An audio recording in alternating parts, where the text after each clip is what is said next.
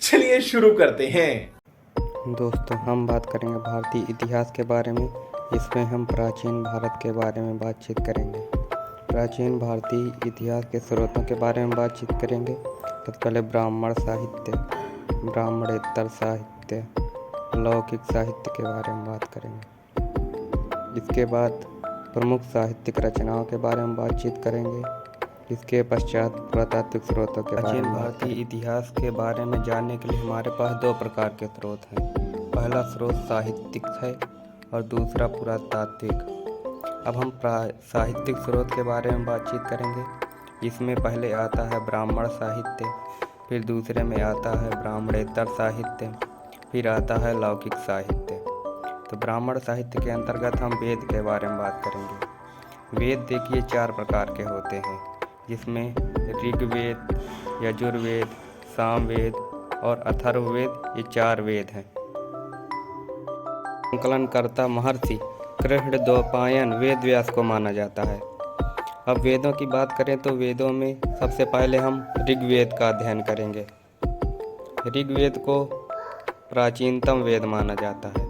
इसमें 10 मंडल तथा 1028 सूक्त हैं। इस वेद को पढ़ने वाले ऋषि को होत्र कहा जाता है। ऋग्वेद का पहला एवं 10वां मंडल सबसे अंत में जोड़ा गया है। ऋग्वेद के तीसरे मंडल में सूर्य देवता सवित्र को समर्पित प्रसिद्ध गायत्री मंत्र है। दोस्तों, ये क्वेश्चन अक्सर पूछा जाता है। 9वें मंडल में देवता सोम का उल्लेख है। 10वें मंडल में चतुर्वर्ण व्यवस्था का उल्लेख है। यूनेस्को द्वारा ऋग्वेद की 30 पांडुलिपियों को UNESCO memory of the world register में शामिल किया गया है। तो ये कंपटीशन की दृष्टि से बहुत ही इम्पॉर्टेंट है कि सूर्य देवता को समर्पित प्रसिद्ध गायत्री मंत्र किस मंडल में है। बात करते हैं यजुर्वेद की, जिसको कर्मकांडी वेद भी कहा जाता है। इसमें पूजा पाठ तथा यज्ञों से संबंधित नियमों विधानों का संकलन किया गया है। यजुर्वेद के 2 भाग हैं, शुक्ल यजुर्वेद और कृष्ण यजुर्वेद। शुक्ल यजुर्वेद पद्य में लिखा है और कृष्ण यजुर्वेद गद्य एवं पद्य दोनों में लिखा है। शुक्ल यजुर्वेद को वाजसेनेयी संहिता भी कहा जाता है। यजुर्वेद के मंत्रों का उच्चारण करने वाले पुरोहित या अर्धयु कहलाता है। फिर इसके बाद हम बात करेंगे सामवेद की। साम का अर्थ होता है गान। सामवेद में मुख्यतः यज्ञों के अवसर पर गाए जाने वाले मंत्रों का संग्रह है। तो सामवेद में कुल 1875 ऋचाएँ हैं, जिनमें मूल रूप से 99 ऋचाएँ सामवेद की हैं। बाकी ऋचाएँ जो है ऋग्वेद से ली गई हैं। सामवेद के मंत्रों को गाने वाला उद्गाता कहा जाता है। ये परीक्षा की दृष्टि से बहुत ही इम्पोर्टेंट है। सबसे अंतिम वेद है अथर्ववेद। इस वेद की रचना अथर्व तथा अंगिरस 2 ऋषियों द्वारा की गई थी। इसीलिए इस वेद को अथर्वांगिरस वेद भी कहा जाता है। इस वेद में ब्रह्म ज्ञान, धर्म, औषधि, प्रयोग, रोग निवारण, जादू टोना, तंत्र मंत्र आदि अनेक विषयों का वर्णन किया गया है। अथर्ववेद के मंत्रों का उच्चारण करने वाला पुरोहित ब्रह्मा कहलाता है। चारों वेदों को संहिता कहा जाता है। दोस्तों, अब हम वेदों से संबंधित कुछ ब्राह्मण ग्रंथों और उनसे संबंधित उपनिषदों के बारे में बातचीत करेंगे। ऋग्वेद से संबंधित ब्राह्मण ग्रंथ है ऐतरेय, कौशितकी ग्रंथ। इससे संबंधित उपनिषद है ऐतरेय, कौशितकी। यजुर्वेद की बात करें तो उससे संबंधित ब्राह्मण ग्रंथ है शतपथ, तैत्तिरीय। उससे संबंधित उपनिषद है कठोपनिषद, ईशोपनिषद, बृहदारण्यक, श्वेत स्वतरोपनिषद, मैत्राणी आदि। सामवेद की बात करें तो सामवेद में संबंधित ब्राह्मण ग्रंथ है पंचविंश, खड्विंश। संबंधित उपनिषद है छांदोग्य, जैमिनीय। अब अथर्ववेद की बात करें तो उसमें है गोपथ और उससे संबंधित उपनिषद है मंडूकोपनिषद, मंडूकोपनिषद, प्रश्नोपनिषद। ब्राह्मण साहित्य के अंतर्गत हमें वेद, वेदांग, महाकाव्य, तथा पुराणों का अध्ययन करना था, जिसमें हमने सभी वेदों के बारे में विस्तार से चर्चा कर ली थी। अब हम जानेंगे वेदांगों के बारे में। वेदों को जानने के लिए 6 वेदांगों की रचना की गई, जिसमें शिक्षा, ज्योतिष, कल्प, व्याकरण, निरुक्त, छंद आदि हैं। महाकाव्य की बात करें तो इसमें रामायण और महाभारत प्रमुख हैं। रामायण की रचना महर्षि वाल्मीकि ने तथा महाभारत की रचना महर्षि वेदव्यास ने की थी। बात करेंगे पुराण की।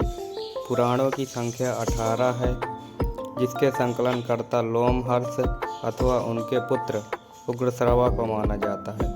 दोस्तों, सबसे पुराण मत्स्य पुराण है। यह परीक्षा में अक्सर पूछा जाता है। पुराणों की महत्ता वंशावलियों के कारण है। मत्स्य पुराण सातवाहन वंश से, विष्णु पुराण मौर्य वंश से तथा वायु पुराण गुप्त वंश से संबंधित है। दोस्तों, अब बात करते हैं ब्राह्मणेतर साहित्य की, जिसमें पहले आता है बौद्ध साहित्य, फिर आएगा जैन साहित्य। यदि बौद्ध साहित्य की बात करें तो उसमें आते हैं त्रिपिटक, जो बुद्ध की शिक्षाओं का संकलन है। इसे 3 भागों में विभाजित किया गया है: विनय पिटक, सुत्त पिटक तथा अभिधम्म पिटक। विनय पिटक में संघ संबंधी नियम तथा आचार संबंधी शिक्षाओं का संग्रह है। सुत्त पिटक में धार्मिक सिद्धांत तथा धर्मोपदेश का संग्रह है। वहीं अभिधम्म पिटक में दार्शनिक सिद्धांतों का संग्रह है। बौद्ध ग्रंथ पाली भाषा में लिखे गए हैं। दोस्तों, अक्सर ये क्वेश्चन पूछा जाता है। जातकों में बुद्ध के पूर्वजन्म की घटनाओं का वर्णन है। दीपवंश तथा महावंश नामक 2 पाली ग्रंथों से मौर्यकालीन इतिहास के विषय में जानकारी होती है। बौद्ध धर्म के हीनयान संप्रदाय का प्रमुख ग्रंथ कथा वस्तु है। यह क्वेश्चन भी अक्सर पूछ लिया जाता है। इसमें महात्मा बुद्ध का जीवन चरित्र अनेक कथानकों के साथ वर्णित है। महायान संप्रदाय के ग्रंथ ललित विस्तार तथा दिव्य दान आदि हैं। जैन साहित्य को आगम भी कहा जाता है। जैन ग्रंथों में परिशिष्ट पर्वन, भद्रबाहु चरित्र, अचरांग सूत्र, भगवती सूत्र, कालिका पुराण आदि प्रमुख हैं। जैन धर्म का प्रारंभिक इतिहास तथा तीर्थंकरों की जीवनी कल्पसूत्र में है, जिसकी रचना भद्रबाहु ने की थी। ब्राह्मण साहित्य, ब्राह्मणेतर साहित्य के बाद हम बात करेंगे लौकिक साहित्य की। लौकिक साहित्य में प्रमुख पहले साहित्यिक रचनाएं हैं, जिसमें रचना, रचनाकार तथा उनके विषय में बताया गया है।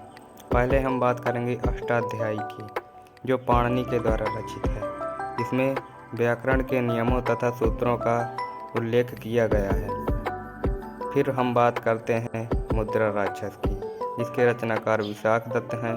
यह मौर्य काल के बारे में जानकारी देती है। फिर आता है महाभाष्य, जिसके रचनाकार पतंजलि हैं।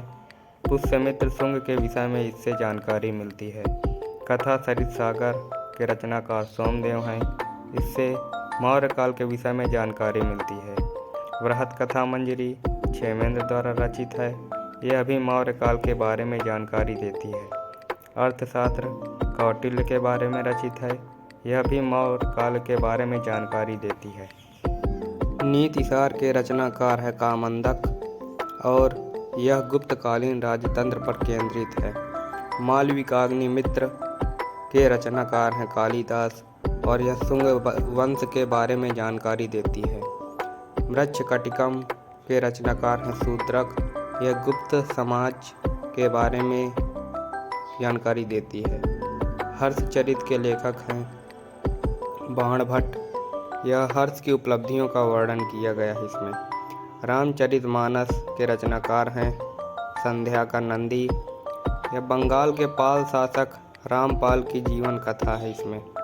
पृथ्वीराज रासो के रचनाकार हैं चंद्रबरदाई। पृथ्वीराज चौहान की उपलब्धियों का वर्णन इस पुस्तक में किया गया है।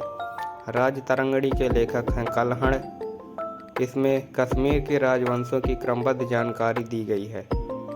अब हम कुछ साहित्यों एवं साहित्यकारों के बारे में बातचीत करेंगे। हितोपदेश लिखा गया है नारायण पंडित के द्वारा। पंचतंत्र विष्णु शर्मा के द्वारा। किरातार्जुनीयम भारवी के द्वारा। शिशुपाल वध माघ के द्वारा। स्वप्न वासव दत्ता भास के द्वारा। कर्पूर मंजरी काव्य मीमांसा भुवन कोश राजशेखर के द्वारा। कामसूत्र वात्स्यायन के द्वारा। ब्रह्म साहित्य के लेखक हैं ब्रह्मपुत्र। उत्तरामचरित के हैं भवभूति। अमर कोश के हैं अमर सिंह। मेघदूतम ऋतु संहार रघुवंश अभिज्ञान शकुंतलम के हैं कालिदास। बृहत् संहिता पंच सिद्धांतिका के लेखक हैं वराहमिहिर। सूर्य सिद्धांत आर्यभट्टीयम के रचनाकार हैं आर्यभट्ट। मैथिली कल्याण विक्रांत कौरव। अंजना पवनजय सुभद्रा के रचनाकार हैं हस्तिमल्ल। मालती माधव के रचनाकार हैं भवभूति। चंड कौशिक के रचनाकार हैं क्षेमेश्वर। दोस्तों, अब हम बात करेंगे यूनान एवं रोम के लेखकों के बारे में, जिसमें पहला नाम है हेरोडोटस।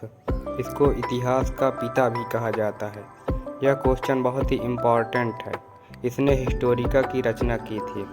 सिकंदर के साथ आने वाले लेखकों में नियार्कस आनेसिक्रिटस और अरिस्टोबुलस प्रमुख थे।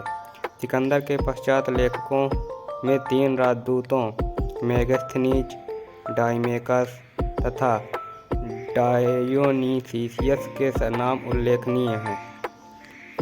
मेगास्थनीज ने इंडिका नामक पुस्तक की रचना की थी। प्लिनी इससे पहली सदी में नेचुरल हिस्ट्री नामक पुस्तक लिखी थी, जिसमें भारत के पशुओं पौधों और खनिज पदार्थों की जानकारी मिलती है। टॉलेमी की पुस्तक जियोग्राफी और किसी अज्ञात लेखक की पुस्तक पेरिप्लस ऑफ द एरिथ्रियस से महत्वपूर्ण है। इसमें भारत के भूगोल तथा व्यापारिक वस्तुओं के बारे में जानकारी मिलती है। चीनी यात्रियों के विवरण। अब हम बात करेंगे फाहियान के बारे में। इसमें सबसे ज़्यादा यह क्वेश्चन पूछा जाता है कि यह किसके शासनकाल में भारत आया था। तो इसका सही आंसर है चंद्रगुप्त द्वितीय।